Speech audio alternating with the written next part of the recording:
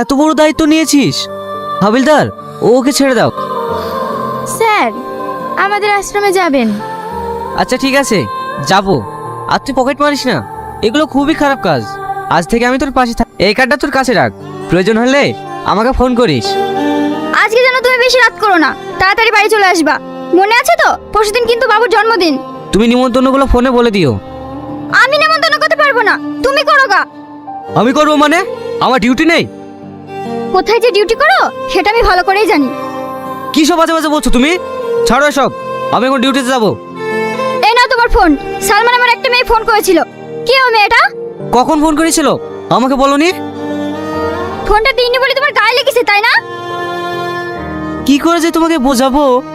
ঠিক আছে, আমার এখন দেরি হয়ে যাচ্ছে, আমি এখন আসছি। যদি কোনোদিন উল্টোপাল্টা কথা শুনেছি না, এই সংসারে আগুন লাগিয়ে দেবো, মনে রাখো কথাটা।